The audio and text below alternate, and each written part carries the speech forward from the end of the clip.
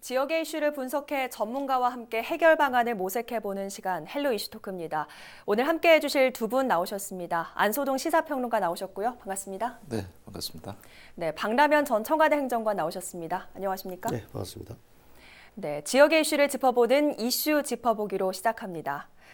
자, 오늘 짚어보기 사안은 국회에서 보좌관직을 12년간 해온 안소동 평론가와 또 불과 4개월 전까지 청와대에서 행정관으로 근무한 박라면 전 행정관에게 좀 직간접적인 연관이 있어서 더욱 진솔한 답변이 기대가 되는데요.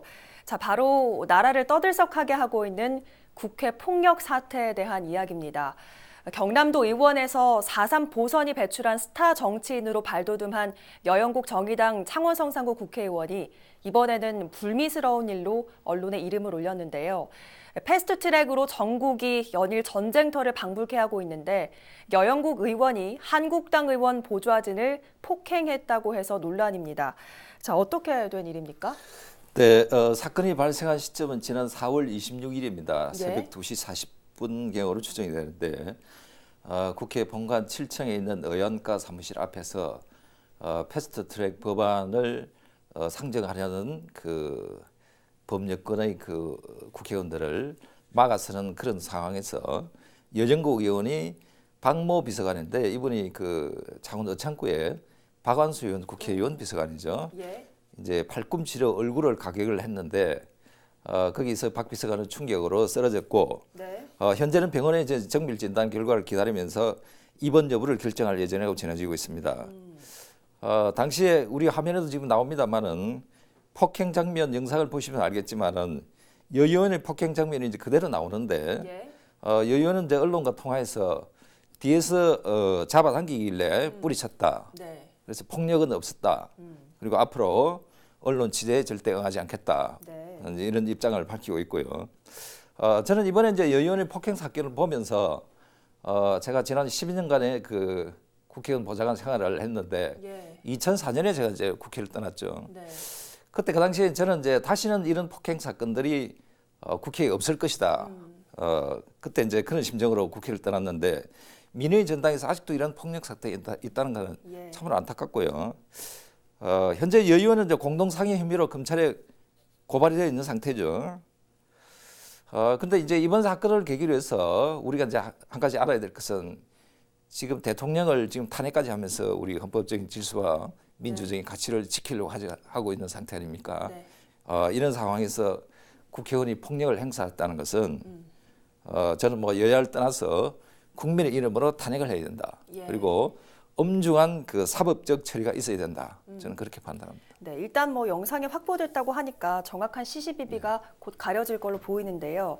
하지만 이번 패스트트랙 과정 중에 있었던 한국당, 또 민주당, 정의당과의 충돌은 뭐 일방적이지만은 않다 이런 의견도 있습니다. 그래서 이번 박완수 의원의 고발 대응이 좀 지나치다 이런 의견도 있거든요. 어떻게 보셨어요? 네, 이미 이제 국회가 식물국회라는 소리를 들었는데 이제는 동물국회라는 예. 이제 비아냥, 비판 이런 이야기를 듣고 있습니다. 조금 전에 말씀하셨다시피 26일 날 새벽에 패스트트랙 지정을 놓고 대치 상황에서 벌어진 사건인데요. 자유한국당 의원들은 물론이고 당직자, 예. 비서진 총동원을 했었죠. 물리적으로 막아선 것입니다. 국회 선진화법을 무력화시켰고요. 군사정권 시절 이후에 33년 만에 경호권이 발동된 사건입니다. 예. 이건 뭐 국회 선진화법 7년 전에 만들어 놓고 거의 무용지물로 만들어 놓았던 상황이니까요. 이게 무슨 법치주의냐, 입법의 전당에서 이게 무슨 일이냐라는 많은 비판들이 나오게 되어 있죠. 본 사건 조금 전에 동영상 뭐 여러 가지가 나와 있지만 사진 상태가 뭐 좋지는 않습니다. 네. 그런데 모든 사람들이 뒤엉켜 있었고 이 상황 속에서 팔꿈치로 이렇게 가격했다라고 하는데요. 네. 보통 팔꿈치로 저렇게 혼란스러운 상황 속에서 가격을 하기가 힘들거든요. 그래서 이제 뿌리치면서 고의적이지는 않았지 않는가 하는 좀 그렇게 생각이 들고요.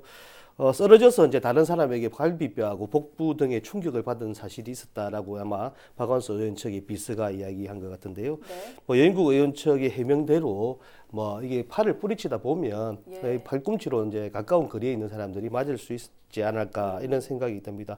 하여튼 국회 전반적으로 이런 폭력 사태가 일어났다는 데 대해서는 매우 유감스러운 사건이고요. 엄중한 사법 처리는 물론이고 국회 선진화법을 통해서라도 네. 이번에 모든 사법적 잣대가 공정 정당하게 이렇게 좀 적용되어야 된다 이런 생각을 가지고 있습니다. 예. 그러면 평론가께서는 여영국 의원이 지나쳤다, 네. 박완수 의원과 보좌진 측이 지나쳤다 어떻게 네. 보셨어요?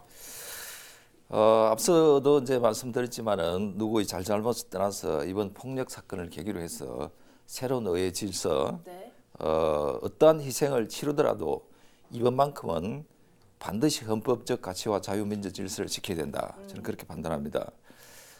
폭력을 행사한 영국 의원은 지금 검찰에 이제 정식으로 고발이 되어 있는데 피해자인 박 비서관은 아마 진단서를 발부받아서 검찰에 아마 정식적으로 이제 그 제출할 예정이라고 합니다.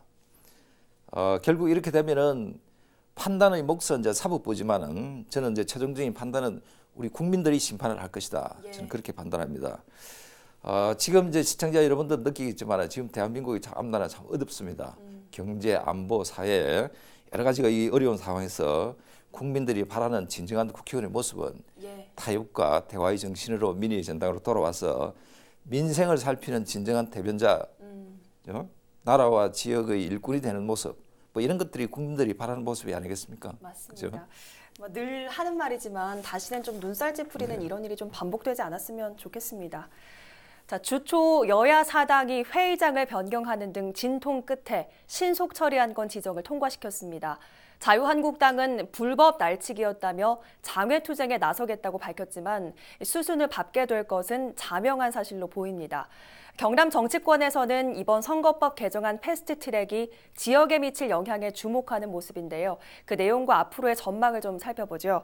자, 오늘 시간에는 경남 정치권에서 좀 살펴봐야 할 사안만 중점적으로 좀 짚어볼 텐데 아무래도 지역 정계가 가장 관심을 갖는 부분은 선거법 개정안이죠. 네, 그렇습니다.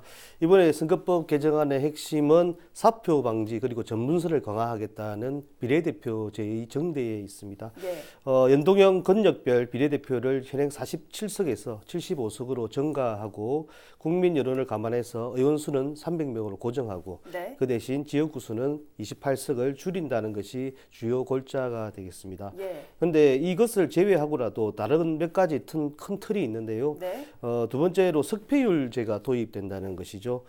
정당별 13지역에서 근소한 차이로 낙선한 사람을 비례대표로 선출하는 방식이고요. 세 번째는 비례대표 추천 절차를 법정화하겠다는 것이죠. 네. 그동안 각 당에서 밀실에서 이렇게 만들어졌던 부분들을 공명정대하게 법제화하도록 유도하겠다는 것이고요.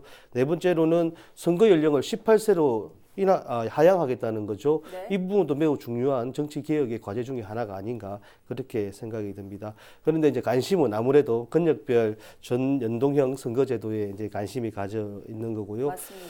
그래서 이제 지역 정치권에서는 과연 이 영향들이 지역의 의석수가 줄어드는 것으로 펼쳐지지 않을까 하는 그런 생각들이 많이 있으신 것 같습니다.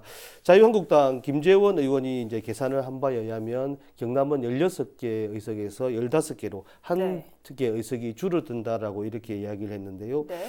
또 다른 뭐 의견으로는 더불어민주당의 김종민 정개특위 간사에 의하면 지역구 의석은 당연히 이제 전체적으로 28석이 줄어드니까요. 줄어드는 것은 맞으나 비례대표가 그만큼 늘어나고 예. 이 비례대표라는 것이 권역별로 의석을 할당하는 부분들의 방식이기 때문에 권역별, 지역별을 대표할 수 있는 또 대표성은 또 늘어나는 것이 아닌가.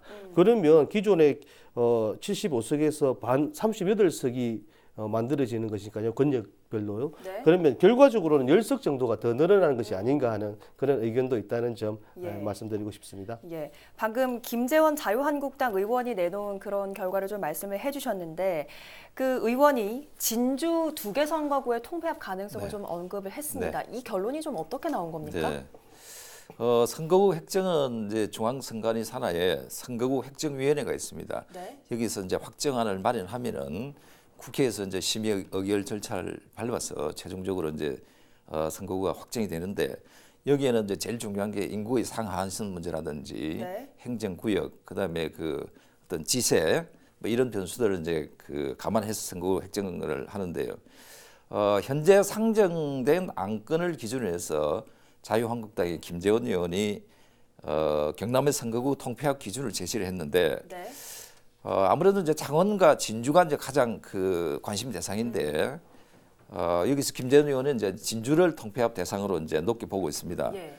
제가 간단하게 계산을 해보면은 올해 1월 말 기준으로 우리나라 총 인구는 5,180만 정도인데 네. 이게 이제 이제 새로운 개정안 선거법에 보면 지역구가 225개지 않습니까? 네, 네. 이걸 나눠 보면은 평균 인구는 23만 명 정도가 나옵니다. 네. 그리고 여기에 이제 헌법재판소가 그 인구의 그 상하한선 편차 범위를 2대1로 잡아줬죠. 그렇게 하면은 상한선이 약 30만 7천 명이 나오고 네. 하한이 15만 3천 명 정도가 나오는데 네. 경남 인구가 이제 올해 1월 기준으로 337만이지 않습니까? 여기에 이제 그 225석으로 나누면은 경남 지역구의 한 지역구당 평균 인구는 약 23만 명이 정도 나오죠. 예.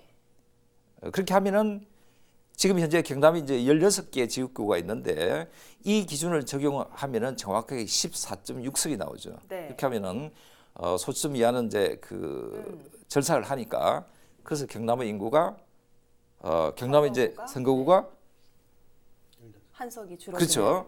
14.6석이니까 15석이죠. 그래서 한 석이 줄어들게 되죠. 반올림해서. 네. 근데 이제 진주를 들고 나온 이유가 진주 갑이 이제 인구가 18만 9천 명, 진주 을이 15만 6천 명입니다. 그렇게 하면은 인구 하한선을 간신히 넘겼죠. 15만이니까 그죠? 그래서 아마 김재원 의원이 이 진주 갑을의 통폐합을 들고 나온 것으로 보입니다. 예. 뭐 수치상으로 보면 좀 합리적 예측인 것 같기도 합니다만 네. 앞서 말씀을 해주셨듯이 창원 선거구의 통폐합 가능성도 좀 네. 배제할 수가 없는 상황입니다. 뭐 어떻게 될까요? 물론 이제 창원에 5개 선거구가 있다 보니까 이런 이야기들이 쭉 나오는 것 같습니다. 창원의 인구가 105만 정도 되는데요. 30만이 상한선이라고 봤을 때는 완벽하게 넘으려면 4배가 넘어야 되는데 그러지는 못한 상황이라서 이야기가 나오고 있고요. 일부 이제 언론에 의하면 이제 생활권이 먼 이제 진해를 제외하고 네 개 선거구를 좀 조정을 해서 네. 3개로 만들겠다라는 이야기들도 있고요. 두 번째로는 뭐 5개 선거구를 다 섞어서 이렇게 생활권과 지역별로 이렇게 나누어서 4개 선거구로 조정해야 되지 않느냐 하는 이야기들이 나오는데 이거는 뭐 저희들이 세계시 통합 과정이라든지 네. 여러 가지 뭐 아직 갈등이 문제가 있다는 점 등을 고려해 볼 때 매우 어려운 문제가 아닌가 그런 생각이 좀 들고요. 또 기존에 이제 살아왔던 생활권들이 있어서 예. 이것 또한 또 문제가 될 수 있는 맞습니다. 부분이라고 좀 보여집니다. 그리고 마산 하포구가 제일 인구가 작은데 18만 정도이거든요. 그러면 우리가 15만 6천에서 3천 뭐 이런 몇 천을 15만 선을 이야기하는데 이미 그것도 한 2만 5천에서 3만 정도를 넘어가는 선이라서 네. 이 부분도 인구적인 측면에서 볼 때도 하한선은 이미 넘었다라고 보여지는 건데요. 문제는 이제 100만 도시들을 볼 때 예. 형평성이 맞느냐 안 맞느냐 이 점이 있습니다. 100만 도시 중에 이제 고양시라든지 용인시가 선거구가 4개죠. 네. 이제 그러니까 창원시는 5개니 이런 이제 이야기들이 나오고 있는데요. 또 이제 광역시와 또 비교해 볼 때 또 역차별 아닌가 하는 이야기도 나오고 있는데 울산이 115만, 네. 광주가 145만인데 울산이 국회의원이 6명, 광주가 8명이거든요. 예. 이건 또 다른 또 역차별이 아닌가 하는 어. 형평성의 문제도 잣대에 따라서 달라지기도 합니다. 네. 물리적으로 이제 지역구 조정은 어쩔 수 없는 일이지만은 이것은 이제 제도의 보완이라든지 앞으로 연동형 비례대표라든지 이런 부분들을 좀 보완해서 방식을 찾는다면 갈등의 구조도 좀 더 합리적으로 보완해 나가지 않을까 그런 생각을 해봅니다. 네, 말씀을 들어보니까 정말 국회의원 한석이라는 게 물리적인 일이 아니기 때문에 정말 좀 복잡하고 다들 이렇게 긴장을 하고 있는 것 같습니다. 어쨌든 두 분께서는 창원 혹은 진주 어떤 부분이 좀 통폐합 가능성이 높다고 생각하시는지 궁금한데 좀 다른 지역 사례를 좀 들어서 말씀을 해주시죠. 방금 이제 그 위원장님이 이제 말씀을 했죠. 그래서 이제 뭐 여러 지역하고 비교가 되는데 국회에서 새로운 선거법이 개정이 되려면은 앞으로 이제 여러 절차가 남았죠. 정개특위라든지 그다음에 이제 법사위와 행정안전위원회 그리고 본회의 이렇게 이제 여러 가지 이제 과정을 거치게 되는데 본회의 상정을 하기 전에 상임위 과정에서 새로운 대안이 또 나올 수도 있고 네. 또 아니면은 본회의 과정에서 자기 이번에 지역구가 많이 줄지 않습니까? 그러면은 자기 선거구가 이제 없어지는 날아가는 지역구 의원들은 네. 그 여기에 잘못하면은 반대표를 던질 수가 있고 여러 가지 변수가 있다는 것을 이제 좀 말씀드리고, 그래서 통폐합을 어느 지역을 딱 잘라서 단정적으로 말하기는 지금 현재 어려운 상황인 것 같고요. 네. 근데 창원의 경우를 보면은 창원은 이제 1월 달 기준으로 인구가 약 105만인데 네. 인구 상한선이 약 30만이지 않습니까? 그렇게 하면은 여기에 이제 지금 현재 5개 선거구인데 상한선을 기준으로 창원에서 한 석을 줄인다고 볼 때는 4석으로 줄인다고 보면은 인구 상한선이 122만 정도 나오죠. 예. 그렇게 하면은 다른 지역에 비해서 한 석을 줄일 수도 있는 거 아니냐 이렇게 볼 수도 있고, 또 이제 방금 위원장이 말씀하신 대로는 창원보다도 오히려 적은 지역구가 또 있죠. 네. 그에 비해서는 또 형평성을 또 한 개를 줄인다는 것은 맞지 않다 이렇게 네. 보고, 그런데 이제 창원을 만약에 한 석을 줄인다면은 좀 지역적으로 행정적으로 약간 이렇게 좀 차별성 있고 좀 조금 멀리 떨어져 있다고 볼 수 있는 진해가 인구가 19만 명이죠. 예. 그래서 만약에 줄인다면은 이게 진해구가 혹시 없어질 가능성도 있지 않나 네. 이렇게 볼 수가 있고요. 뭐 용인시 같은 경우는 인구가 103만 명인데 4개 선거구고, 울산 같은 경우에는 115만인데 6개지 않습니까? 네. 그래서 뭐 창원도 이런 기준을 본다면은 줄인다는 게 형평성에 저는 맞지는 않다 그렇게 봅니다. 예, 정말 좀 복잡하게 얽혀 있는 문제인 것 같은데 박남현 전 청와대 행정관께서는 어떻게 보십니까? 아니, 여기서 이제 진주가 줄어든다 이야기하거나 또 네. 창원이 줄어든다고 이야기하면 어느 한쪽에 저희들이 뭐 편을 든다거나 예. 또 예측을 하는 것마저도 좀 조심스럽기는 맞습니다. 합니다. 그래서 이제 어느 정도의 기준과 내용을 가지고 이야기를 드리는데요. 아무래도 진주가 34만 6천 명 정도 인구인데요. 양산도 34만 9천 명입니다. 근데 양산이 조금 이제 인구가 계속 늘어나는 추세이긴 네. 한데요. 그래도 한 3천 명 차이밖에 안 나고요. 그래서 값을 조정을 할 수 있는 부분의 문제이기도 하고, 또 창원시는 조금 전에 뭐 늘 말씀하셨다시피 아직 통합의 과정에 있어요. 갈등의 구조가 있고 또 생활적으로 지역적으로 그렇게 딱 4개로 자르기가 예. 쉽지만은 않다는 점이 이제 문제가 되는 것이죠. 이제 문제는 225석으로 축소를 할 때 그 인구 한 15만 3천 명이라고 제가 얼마 전에 이제 중앙선관위가 발표한 자료에 보면요. 서울 종로를 포함해서 한 26개의 지역이 이미 그 밑으로 내려와 있다라고 네. 이야기되어 있고, 경기도가 6곳이 됩니다. 부산 3곳, 전북 3곳, 경북 3곳 이렇게 되어 있는데요. 경남은 뭐 진주가 하한선에 있긴 하지만 조금만 조정하면 그것도 값을 바꾼다면 충분히 하한선을 벗어날 수도 있을 것 같기도 예. 합니다. 근데 문제는 이제 전국적으로 의석수가 줄어드니 경남만은 안 줄어들 수 없을 수도 예. 그렇게도 어려우기도 했어요. 그런 부분들은 아무래도 이제 논의가 되어야 되겠지만은 아무래도 그래도 경남은 좀 작은 숫자가 되지 않을까 그렇게 조심스럽게 말씀을 드리고 싶고요. 널리 뭐 선거구 획정 때 이야기하면 밥그릇 문제 때문에 네. 국민들의 눈초리가 좋지는 맞습니다. 않습니다. 그래서 이제 이 밥그릇의 문제가 아니라 미래를 책임지고 가야 되고 선거 제도를 통해서 새로운 정치와 이제 미래 방향에 대해서 설정하는 부분의 문제이기 때문에 좀 대승적으로 국회의원들도 생각을 하고 이번에 과정에서 이제 패스트 트랙이 시작을 하는 거거든요. 예. 예, 이제 이 시작부터 시작해서 좀 이제 합의와 이 절차에 따라서 좀 잘 합의됐으면 하는 바람을 가지고 있습니다. 예. 어쨌든 이런 예측들이 선거구 획정이 될 때까지는 계속해서 나올 텐데 내년 2월 말에 나오는 인구 변동도 이 선거구 획정에 좀 영향을 줄 수 있다는 이야기도 나오죠. 네.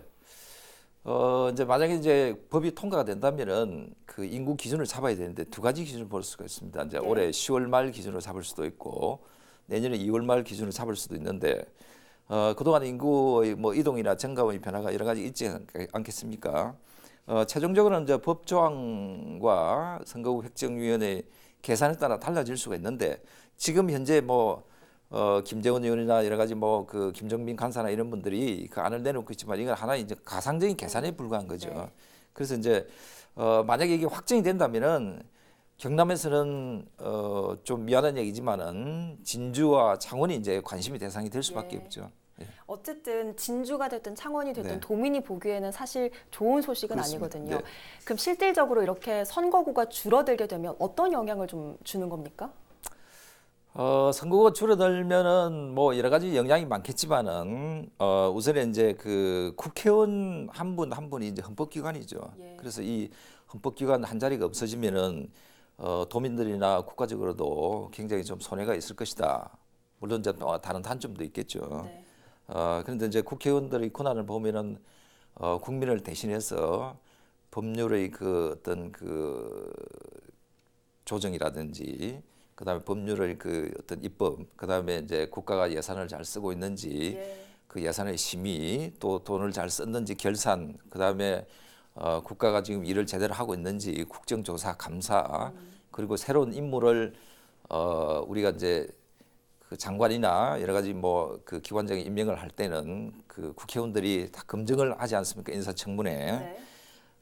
그리고 이제 뭐 여러 가지 민원이나 청원이나 뭐 역할에 이게 뭐 끝도 한도 없는데 지역의 민원 사업, 수건 사업을 이제 대신 해결해 줄 수 있는 네. 그 지역의 심부름권 하나가 없어진다. 맞습니다. 이렇게 되면은 결국 뭐 법적인 제도적인 후원자도 없어질 것이고 중앙 정부의 어떤 지원을 끌어오는 어떤 심부름권도 없어질 것이다. 뭐 저렇게 그렇게 판단할 수가 있겠죠. 예.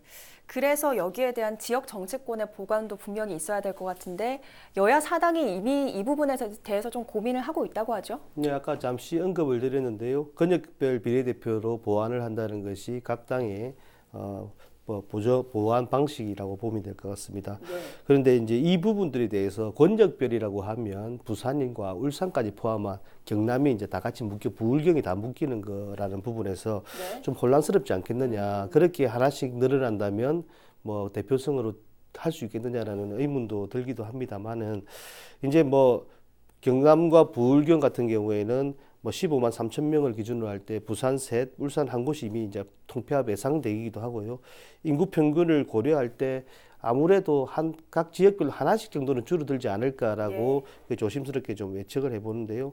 이 부분에 대해서는 좀 각 당에서 시뮬레이션을 통해서 그 부분들이 최소화될 수 있도록 권역별 비례대표를 묘를 좀 잘 살려보면 되지 않을까. 그것도 모자란다면 또 다 정당에서 순번을 정하는 그 방식에서도 권역들을 좀 더 채워준다면 그 부분들이 좀 보완되지 않을까 하는 부분으로 좀 당에서 잘 운영만 한다면 가능하지 않을까 그렇게 예. 생각을 하고 있습니다. 네. 그런데 처음 이런 선거법 개정안 이야기가 나왔을 때부터 한국당 입장에선 정말 강하게 반발을 좀 해왔고 좀 여야를 막론하고 지역구 통폐합 대상 지역 의원들도 좀 네. 강하게 반대를 했거든요. 네. 그런데 이게 사실 내년 총선에 적용될까 하는 부분에 대해서는 사실 좀 미지수다. 이런 네. 의견들이 좀 있는 네, 것 네. 같습니다. 뭐 여기에 이제 같이 방송을 하고 있지만 우리 박남현 위원장님도 개인적으로 네. 관심이 이제 많겠죠. 특히 내년에 지역구 선거 출마를 앞두고 있는 출마 예상자들이 굉장히 속이 탈 것이고, 네. 그리고 제2당이자 이제 그대 야당인 자유한국당이 이제 제일 관심이 많을 거로 봅니다.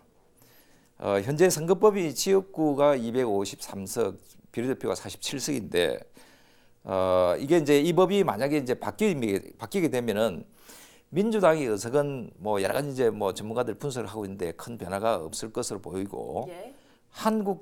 자유한국당이 최대 20석까지 줄어들 가능성이 있다. 뭐 이런 예측이 나오고 있는데 그래서 지난 20대 총선의 그 결과를 이 새 선거법에 이제 적용을 해보면은 네. 한국당은 마이너스 13석, 예. 그리고 정의당이 이제 제일 혜택을 많이 보는데 여기에 이제 현행 6석인데 예. 비례대표만 해도 정의당이 14석을 가져갈 수 있다. 오. 이런 분석이 나오죠. 만약 이렇게 되면은 이제 범여권이 결국은 160석 이상의 어떤 거대 범여권이 탄생할 것이다. 네. 이렇게 보고 있죠. 180석 정도. 그러면은 과반 의석이 이제 151석이지 않습니까? 이 과반 의석을 훨씬 이제 넘기게 되는데 정치는 뭐니 해도 제일 중요한 게 세력이지 않습니까? 그죠? 그래서 결국은 이제 전국의 주도권이 범여권이 지게 되고 네. 또 앞으로 있을 대선에서도 전국 주도권 헤게모니를 결국은 범여권이 지게 될 것이다. 예. 이렇게 해서 아마 제일 관심 제일 많이 갖고 있는 정당이 아무래도 자유한국당이지 않습니까? 예. 그런데 일각에서는 선거구 통폐합이 우여곡절 끝에 본회의 표결까지 올라간다고 하더라도 결국은 좀 부결될 가능성이 높다. 이런 목소리도 있습니다. 네. 가결과 부결 어떻게 보십니까? 뭐 가결과 부결에 대해서 여러 가지로 말씀이 많은데요. 결국은 부결이 된다면 또 국회의원들 밥그릇이라고 이야기하겠죠. 네. 그런 부분들이 덜 어려운 부분들이고요. 밥그릇을 가지고 계속 이야기한다는 것이 국민들은 더 이상 용납하지 않을 것이라고 맞습니다. 저는 생각을 합니다. 그리고 공학적으로 계산하시는 몇 석들이 이야기들이 참 많은데요. 네. 이게 해마다 그렇게 꼭 맞는 것은 아니라고 보여지거든요. 이것은 이제 국민들의 판단에 따라서 바뀌는 것이기 때문에 공학적으로 다가가는 것 자체가 국민들을 좀 쉽게 생각하는 것 아닌가 하는 그런 생각들도 가져봅니다. 누군가가 이길 수 있는 선거는 없고요. 끝까지 최선을 다해서 국민의 마음을 사는 것 자체가 그것이 가장 중요한 문제이기도 하고요. 그리고 이제 가결과 부결을 이야기하면서 누구에게 유리하느냐, 그리고 선거구 조정을 어떻게 하느냐의 문제들이기 때문에 이런 참 고민들이 많은데, 이것은 누군가의 정치를 할 때 대성적으로 차원에서, 국가적 차원에서 좀 고민을 해야 된다. 내 지역구 하나가 없어지는 것이 미래적으로 국가적으로 발전해 간다라면 그것은 네. 감내해야 되지 않을까 하는 그런 생각을 가지고 있습니다. 늘 국민들은 현명했고요. 국민들의 의견을 따라서 좀 미래를 바라보는 선도적인 정치가 되었으면 하는 바람을 가져봅니다. 예, 정말 민의를 좀 더 잘 들을 수 있는 방향으로 좀 결정이 됐으면 좋겠습니다. 선거법 개정이 패스트트랙에 올라타면서 바뀌는 의석 지형은 기대 혹은 우려의 목소리와 함께 변화할 겁니다. 이에 도민의 뼈 있는 쓴소리도 함께 경청하며 지금보다 나은 경남 지역 정치인의 모습을 보여주길 바랍니다. 오늘 이슈토크 여기서 마칩니다. 고맙습니다.